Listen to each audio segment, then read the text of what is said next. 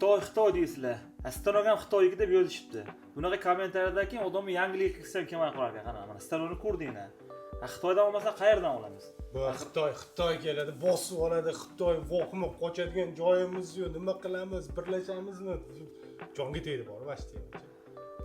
Oldin fikrlarni to'g'rilab olish kerak edi. To'g'ri. Kommentariyada yozib o'tirishda osoni yo'q.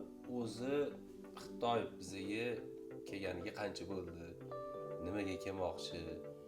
Nima qilmoqchi? Biz nima qilishimiz kerak? Mana shu savollarni. Yo'q, eng qiziq Xitoy har doim bo'lganda. Bo'lgan? Har doim bo'lgan. Prosta Xitoy hozir agar keladigan bo'lsa, biz qilishimiz mumkin bo'lgan, lekin qilmay yurgan ishimizni qiladi, o'tib ketishi mumkin. To'g'ri. Avtomatizatsiya qiladi, odam ishlatmasdan ishlab chiqarib qilish mumkin. Biz qilishimiz mumkin o'zimiz ham.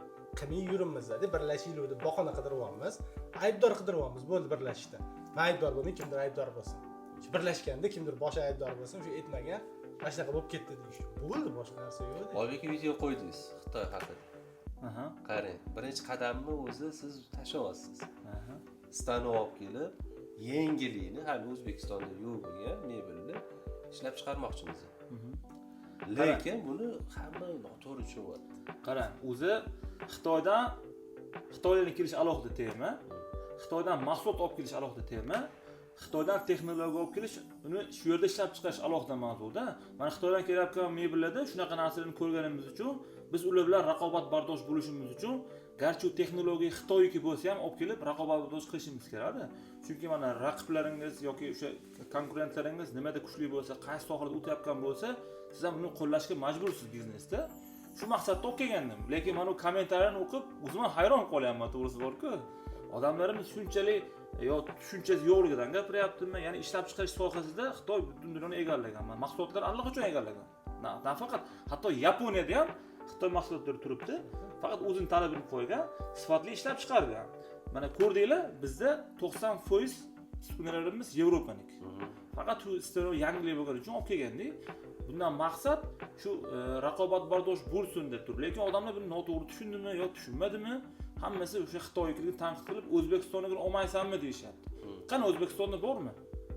Qolaversa bizlar mebelchimiz, to'g'rimi? Bizlar injener texnolog emasmiz. Uni injener texnolog deb eshitgan savollar. Biz olishga majburmiz Xitoy texnologiyani. Mana sizlar uni ko'rdinglar, sifatini ko'rdinglar. Bizni haqiqatan shu mebel sohasida raqobatbardosh qiladimi yoki yo'qmi? Yo'q, aniq beradi. Qarang, bu yerda bitta narsani tushunish kerak. Yaqinda Xitoyga bordim-da, bitta narsani tushundim. Xitoyliklarni o'ylash naqasi, fikrlash qobiliyati, ishchi nimasi, ishchi joylashtiruvi, ya'ni ishchi yo'liga qo'yib qo'yishni oldida bizning ishchi yo'liga qo'yib qo'yishimiz mikrob darajasida. Ya'ni ular globalni ish qilayotgan joyda biz bitta narsa chiqarib sotib olaylik, bitta narsa qilib foyda qilaylik degan darajada o'ylayapmiz-da.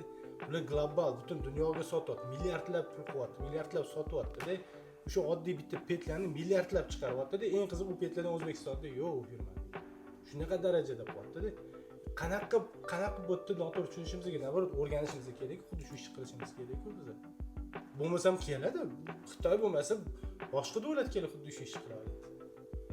Aslida o'zi bor Xitoy kompaniyalari bizda passivni ishlab yuribdi. O'sha hali gaplashgan temamizni aytingda mana hozir. Bizda ko'pchilik o'zi Xitoydan mahsulot olib sotyapganda, faqat o'zi kelyapganiga o'rtada yaxshi foyda qilib yurgan odamlar menimcha juda ko'p vahima uyg'otishyapti. Endi menimcha butun dunyoda bo'layotgan tendensiya bu. Hech kim buni masalan davlatdan boshqa ham cheklab qo'ya olmaydi. Menimcha endi harakat qilish vaqti keldi-da. Chunki bilib turibmiz, biz aslida raqobat kirishdan qo'rqyapti hamma. Bizga ham tegishli. Ya'ni Xitoylarning puli ko'proq, ular harakatchanroq, ular bilimliroq bo'lgani uchun biz albatta ko'p gapirilyapti, bilim olish. Faqat bilim olish bilan o'zi ish bitmaydi men nazarimda. Bu bilimni ham olish kerak, texnologiyani olib kirish kerak, dizaynlarni o'zgartirish kerak. Chunki bizda hali ham 20-30 yil, 40 yil oldinga o'sha bir xil texnologiya, bir xil dizayn bo'lib qolganda, shu maqsadda qilgandik. Menimcha uni ko'pchilik noto'g'ri tushunishi kerak. Xitoy Italiyani mebelini chiqarish uchun Italiya mebelini sotib olish yetmayapti. Italiya ishlatayotgan texnologiyani olyapti, o'sha yerdagi texnologlarni olyapti-da, olib kelib o'zida ishlab chiqaryapti. Ya'ni Xitoy men o'sha kichkina bitta davlat Italiyadan kopiya qilamanmi demayapti. Naborot, o'sha zo'r ekan deb tan olyapti, o'shandan kopiya qilyapti-da. Biz ham xuddi shu ishni qilishimiz kerak. O'sha zo'r chiqaryapti, o'sha texnologiyani olib kelishimiz kerak. O'sha texnologiyani o'rganishimiz kerak. Kerak texnologiyani olib kelishimiz kerak, o'rganib yo'lga qo'yishimiz kerak. Qilgan buni katta kompaniyalar qilgan. juda kamchilikda mana keng makonni bilaman, Italiyadan olib kelishni spesializatsiya, e'tiqodni bilaman. Bitta ikkitani olib kelishga vaqtincha oladi. Lekin bo'ldi-da, shu bilan to'xtagan. Mana hozirgi paytda absolyutni nol to'xtab turibdi. Maksimum bitta malarkachi turib olib keldi deyishyapti kimdir. Bu ham O'zbekistonda qolib ketyapti, firma aylanib yuribdi, o'rgataman. Bo'ldi. Shunaqa kommentariy ham bor-da, qarang. Xitoy stanogini olyapsiz. Baribir ham siz ishlab chiqarganingiz bilan Xitoy o'zida bor bu stanok. Sizda yaxshi chiqaradi, arzon chiqaradi, narx bo'yicha yutadi. Aslida bunaqa narsa emas deb o'ylayman. Chunki Xitoyda sotilgan stanok o'sha kompaniyaga ham o'sha pulda sotiladi. U shu narxda beradi menimcha. Ya'ni siz qo'yayotgan narxdan yarmi bo'lib qolmaydi. Meni o'ylashim. Chunki bu biznesda qanaqadir o'zini qoidasi.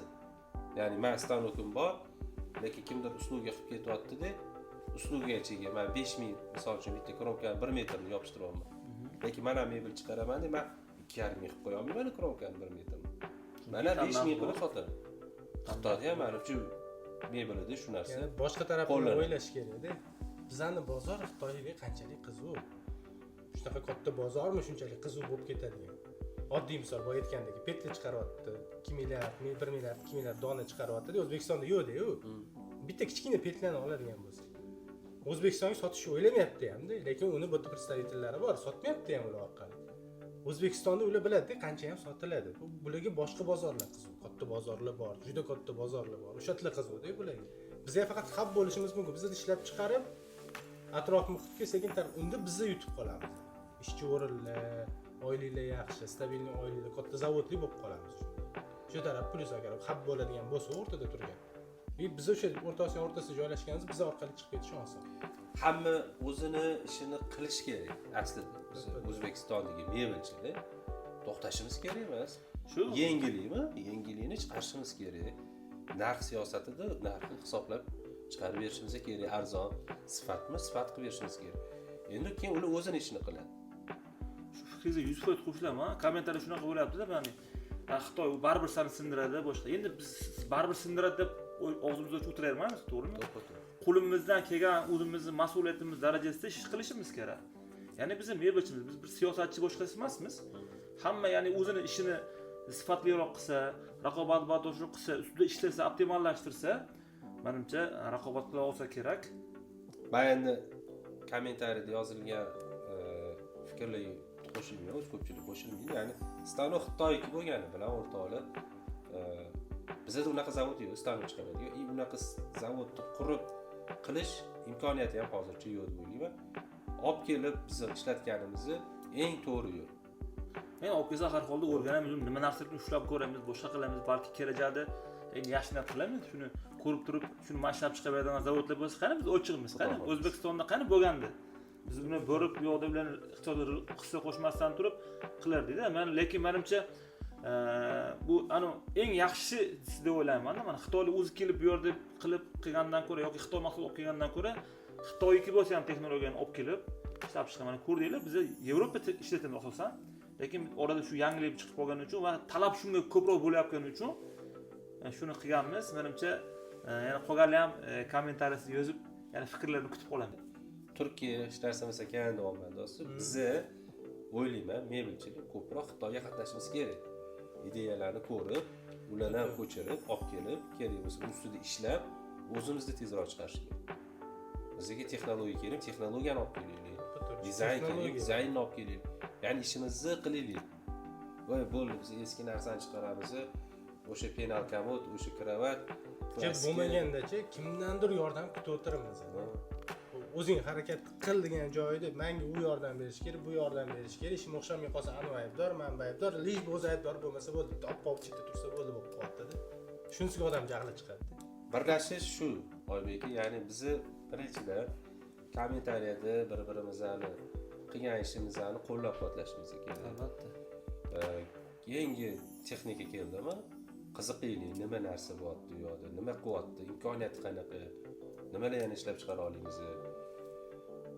Qo'shimcha bir-birimizga yordam bo'lsa, bashi birlashish deb o'ylayman. Ya'ni o'tirib olib, narsalarni yozib o'tirishdan nima foyda? Bu yerda hozir mebelchilar albatta ko'radi. Birlashish deganda ko'pchilik savol beraveradi. Nima o'zi birlashish, nima tushunasizlar? Поддержка qilamiz. Siz stol olib kelasiz, men uslugiga beraman. Bo'lib beradilar. Kimdir dizayn chizyaptimi, u olib keladi, proyekt dizaynerlar keladi. Voy, mana bu konsol, mana stolni chiqar. Xitoyda ham yo'q, Turkiyada ham yo'q. Men o'zim o'ylab topdim. Bo'ldi, men chiqaraman, siz buni stolingizda qilib berasiz. Tamom, mana birlashish. Shu stolni birinchi ko'rganimda voh dedimda, bizda mana ko'pchilik vaqt anaqasini hisobga olmaydi. Ya'ni stolni qo'ygan, videoni qo'yganimizda faqat ruchka bilan so'rashtiryapti-da. U yoqda mana qarang, birinchidan MDF etish kerak. Uni laklash kerak. Lak ham normal pul bo'lib qoladi agar sifatli lak bilan aytdim-ku, boya hisoblang, bitta unga ketadigan vaqtni hech kim hisoblamayapti aka. Bunda shuni olib tiqyapsiz, shuni voh dedimda, olib keldim, bu yoqdan bo'lganiga odam ana qoldi, lekin siz to'g'ri yo'ldasiz. Keyin u siz aytayotgan narsalarni odam ishlash kerak. Ha, shu. Bu bitta odam ishlab tursa bo'ladi.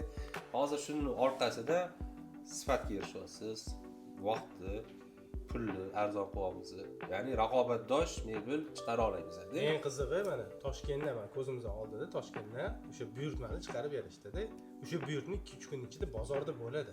Ya'ni bozorda yengillik narsa bor. Yig'ib olishga ham, ishlatishga ham, sotishga ham oson narsa-da. Hattoki ruchkani teshib qotiradigan joyi ham ruchkasi o'zi bilan-da. Petlasini qotirib, 4 ta joydan burab qo'ysa, shkop tayyor-da. Shunaqa.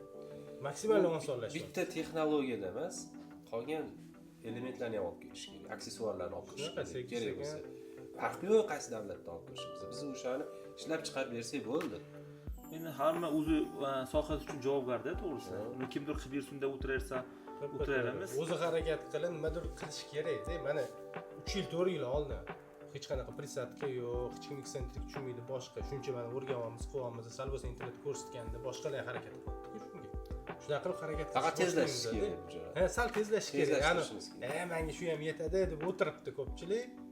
Kech qolib, orqaga qarab ketayotgan tushunmay qolyapti. Texnologiya tarafga qarab yurmayapti-da, qo'l mehnati, odam kuchi, bu yoqqa shu bilan minusga kirib ketyapti, o'zi ham tushunmayapti-da minusdaligini. Mana shunaqa ahvol. Shunaqa gaplar o'rtoqlar, iloji bo'lsa yig'ib qo'ygan pulinglarga chetga chiqaylik. Ularda yangilik nima bo'lsa tez olib kiraylik. Yo'qsa chiqib kelgandan keyin biz 10 yil orqada ekanmiz, 20 yil orqada ekanmiz deb o'tiramiz. Mana hozirgi mana shu stanogis ancha oldin chiqqan aslida. Ancha oldin chiqqan. Lekin haligacha olib kirilmagan. Shunaqa. Siz birinchidan hozir mana olib kirdingiz. Buni ham hozir odamlar tushunmay nima bo'layotganini. Mana shu anaqalarni podдержка qilishimiz kerak, qo'llab-quvvatlashimiz kerak. To'g'ri? Rahmat e'tiboringiz uchun. Qolganlarni ham fikrini kommentariyada kutib qolamiz. E'tiboringiz uchun rahmat. Barcha O'zbekistondagi mebelchilarni hamkorlikka taklif qilamiz.